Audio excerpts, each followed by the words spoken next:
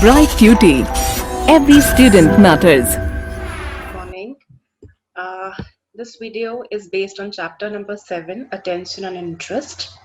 And I am taking topic number 1, that is attention, in this video. I have divided this particular topic in 2 parts, and therefore you'll find 2 videos on it. Okay, now let's begin with the concept of attention. Now, what happens is that there are so many stimuli in our perceptual environment at any time, but we cannot surely attend to them, to all of them, or is it possible? So let's first take a case. You'll get a better clarity after that. Imagine yourself or picture yourself sitting in the stands watching a football game. Now you're watching the action on the field, particularly the play of a defensive back who is a friend of yours. Your roommate is sitting next to you, and the two of you are carrying on a conversation. Right? So you're doing multiple tasks at this particular moment. You're watching a football game, especially you're focusing on the play of a defensive back. Plus, you're also having a conversation with your roommate. Also, at the same time, other conversations are taking place around you. Occasionally, you eavesdrop on some of these, which means you occasionally are overhearing their conversations as well. Because you are thirsty, you are keeping an eye out for one of the people selling soft drinks in the stands, which means your attention is also on a person who is a vendor of soft drinks. A little boy sitting directly behind you enjoys swinging his feet and has kicked you repeatedly throughout the game. Now, all these actions represent attention, represent that you have focused on these particular things happening in your surroundings. So, be it a player, be it, keeping a check for a particular vendor, be it talking to somebody that's your roommate, be it eavesdropping on someone else's conversation, or be it focusing your attention on a child who is swinging his feet. All these actions represent attention. So this was introduction to like what exactly is attention. Now it's important to understand that there are therefore very many stimuli in the environment. However, we perceive only few of them. Now, why does this happen? At any point of time in your life, there are multiple stimuli, existing in the environment. But we attend and we perceive only few of them. Why does this happen? Because we cannot afford to attend to everything. There is a mental limit that we have to how many stimulus we can attend at a particular moment of time. Otherwise, what is going to happen? Stimulus overload. Now, humans at one point of time cannot pay attention to many things happening. Even if they do that, yes, there is something which is known as divided attention. Then their performance, if they're actually performing or doing some particular action, then their performance or their uh, effectiveness of doing that particular activity will somewhere get affected. Now, how do we choose which stimuli we will attend and which we will not attend? Now, that's a very big question. We pick and choose those depending upon our interest, what interests us. If you're interested in something, you are naturally going to attend to it. If you are disinterested in something, you will try to somewhere withdraw from it or not approach it.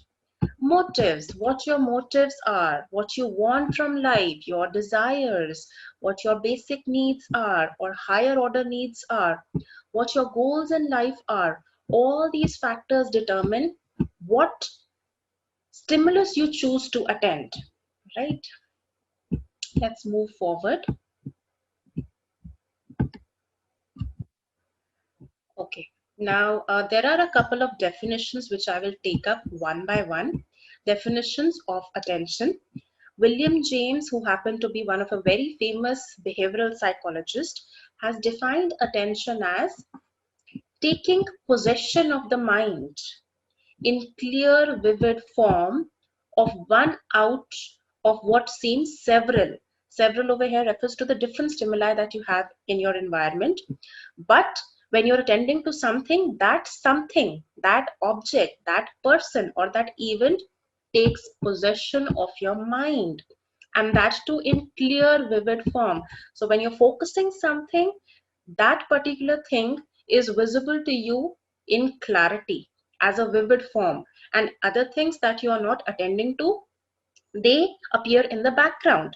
So you understand that yes, they are also coexisting in the environment, but you're not focusing your attention on them. Of what seems several simultaneously possible objects or trains of thought. So there are multiple objects present in the environment, or there are possible that there are a lot of trains of thought, but you choose, you pick and choose what you are going to focus your attention on. Finally, when you've made up your decision, that particular thing takes the possession of your mind and it appears to you in a very clear and vivid form.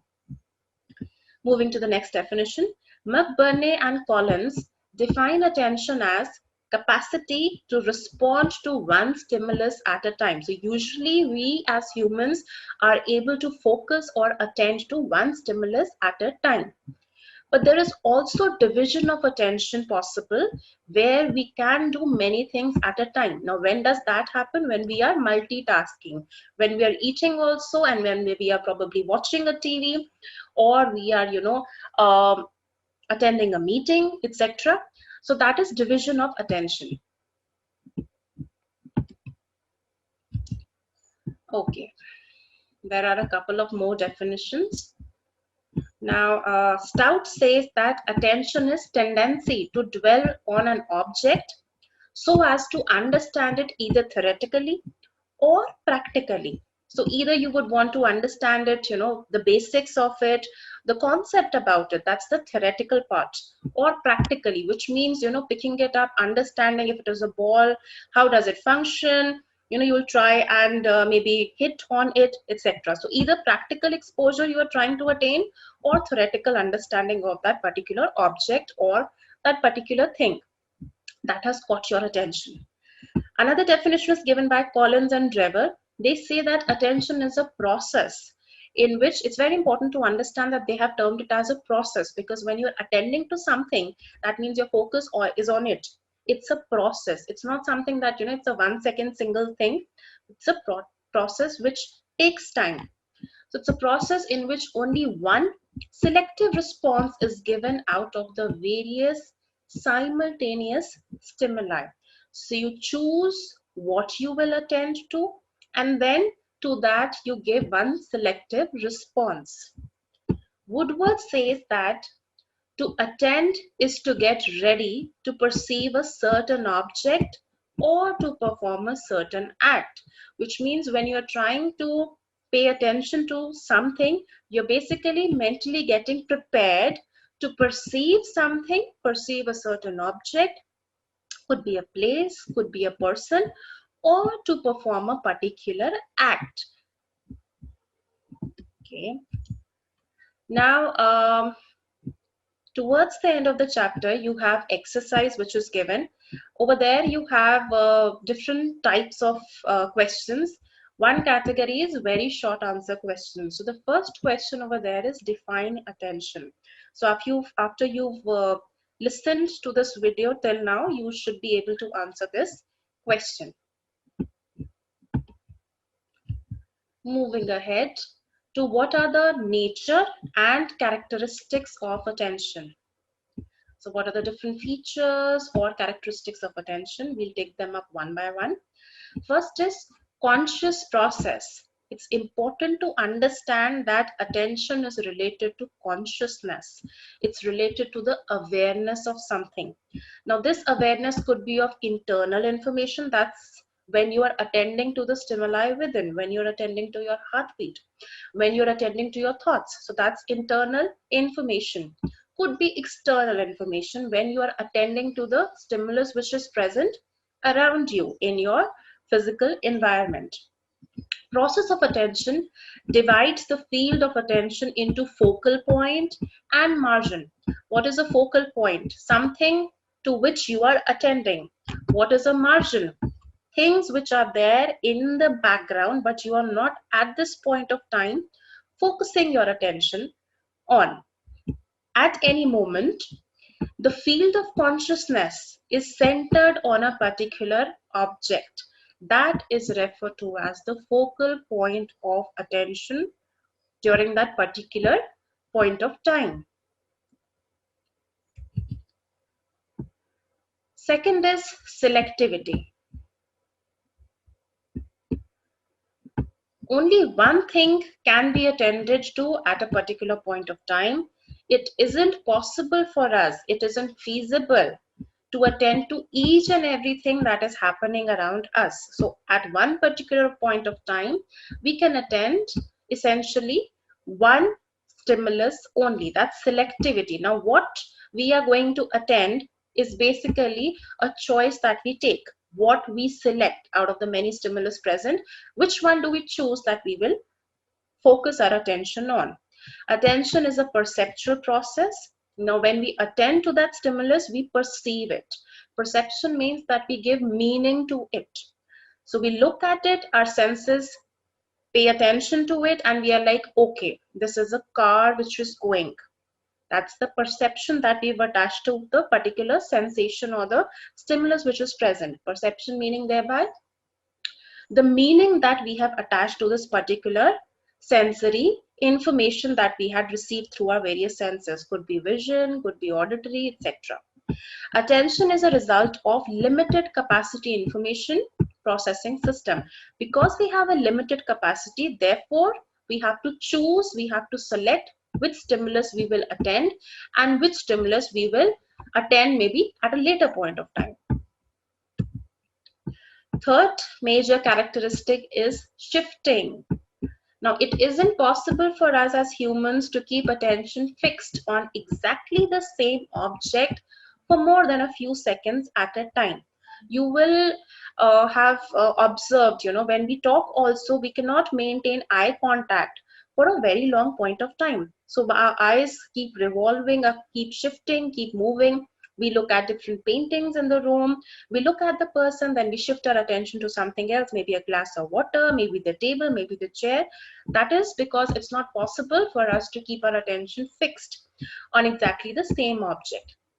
Woodworth pointed out, attention tends to shift quickly from one object to another. So he has actually acknowledged this fact, as you can tell from watching a person's eyes. For often while the eyes remain fixed on an object, attention will shift away from that object to something which is relatively more interesting. We attend to a task not continuously, but we attend to a task in part. So if we are working on a project, we will work on that, we'll attend to it. Maybe we'll, at the same time sip coffee or, move our attention to our phone and check some messages. So we are working on that particular task, we are attending to that particular project, but in parts. Thus, what is at the focus of consciousness? One moment may be in a margin of the next and vice versa.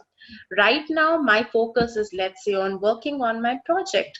Margin is the other things which are happening in the background in my surrounding. Next moment, maybe, my focus of consciousness or attention become my phone. A phone call that has come and I'm, focusing my attention onto it. So that at that point of time, even the task that I was doing at that particular point of time takes a back seat, and then they take the form of margin for me for that particular period of time. Okay, fourth point is attention is an act. It's a process. Act because we are attending to something, so we are doing an action. It's a process. It's a continuous process. It's a function that we are performing, but it is not any power. Fifth is attention is also a motivational process. Why? Because we are motivated to act in a particular manner, motivated to attend to something, and not attend to something else which is there in our vision or in our surroundings. Attention is therefore a motivational process because our attention is selective in nature and it depends upon our needs, upon our interests, upon our attitudes. So if we have a favorable attitude towards something, we will attend to it. If we do not have a particular favorable attitude towards, maybe one object or one place, we will not pay attention to anything happening related to it. And also voluntary actions. Okay, moving next. Attention as perceptive attitude. One second. Now, basically, attention is a reaction of expectancy or anticipatory perceptual adjustment. So, we, over a period of time, start expecting certain things to happen in a certain manner. For example, there is something which is known as a receptor set. Receptor set implies that when we are attending to something, our eyes will be focused on that object and we will see that object only and also clearly. Muscular set means eyes will turn towards that particular object due to eye muscles. Now that's something that we expect. Mental set says, an example of that could be when mother hears the cry of the baby and her mental set gives her this information that this familiar cry is that of my baby and not somebody else's baby. There is also something which is known as a postural set. If I sit in a proper position, if I'm looking and maintaining my own eye contact on a book in a particular manner, if I'm sitting in an upright position, I will be able to attend to the stimulus that I wish to in a proper manner. So there are certain sets which are there. Now, usually these sets are very beneficial for us, but sometimes they may even interfere with our attention. Now, one second. For example, Stroop had given Stroop effect in the year 1938. According to this effect, this particular effect brings some kinds of interference in attention.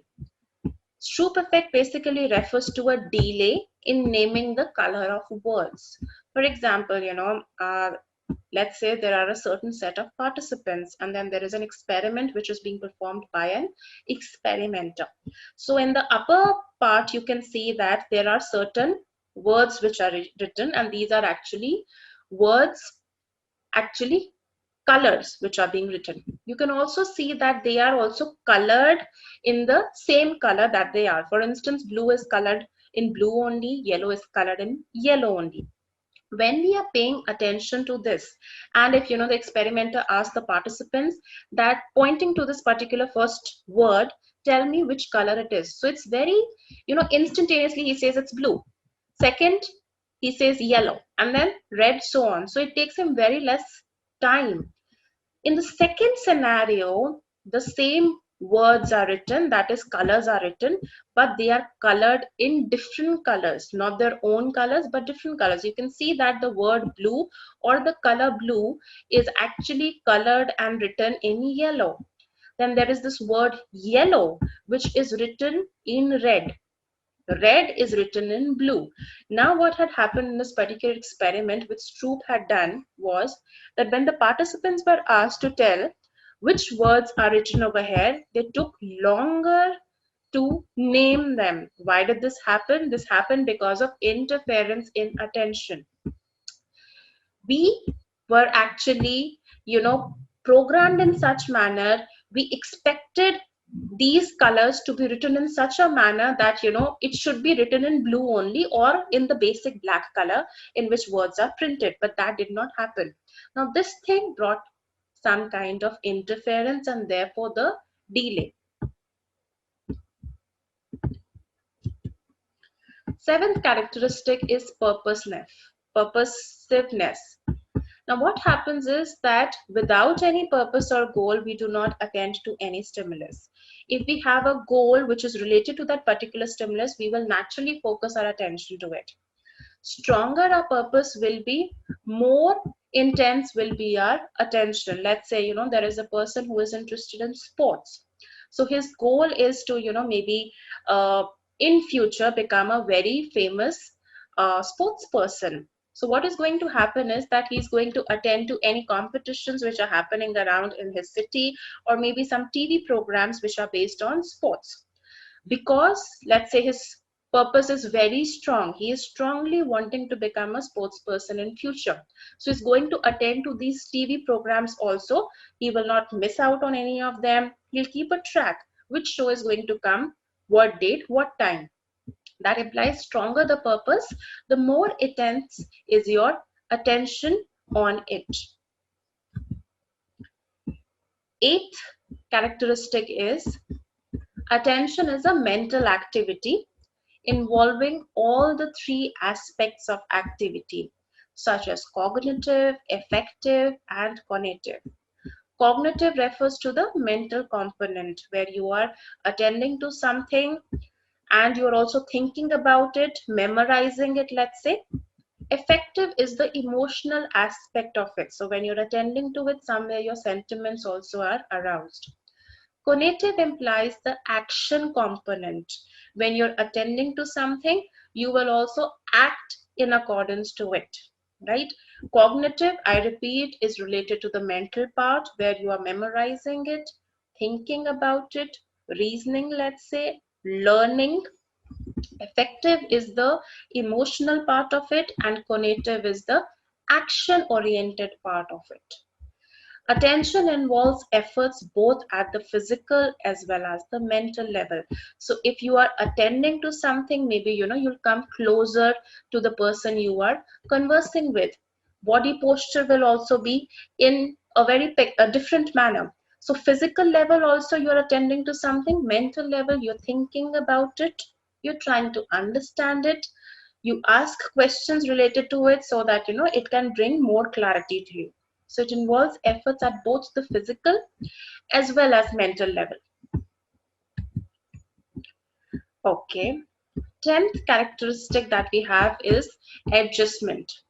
So Man spoke about common adjustments that we make in order to attend to something. So let's look at them one by one.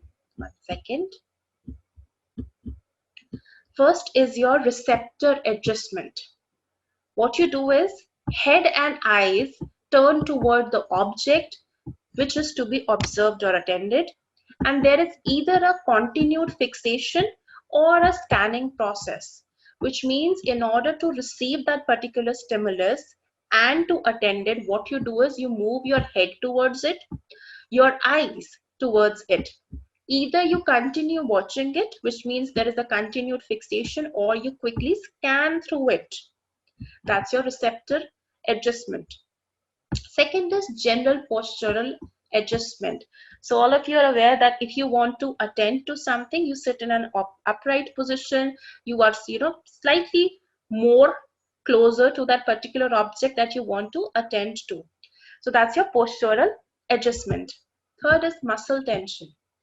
A person is aware of muscle tension or related feeling of effort, particularly when attention has to be directed for a longer period of time, which means sustained attention. If you're giving sustained attention to something, to a person, place, or maybe an object or event, you can feel in your body that there is some kind of muscle tension which you can feel. Fourth is the act of attention is characterized by increased clearness in whatever you are attending to. So it's obvious that if you're focusing your attention on something, that particular object will start appearing to you with more clarity. You will understand it in a better manner. So attention basically brings clarity.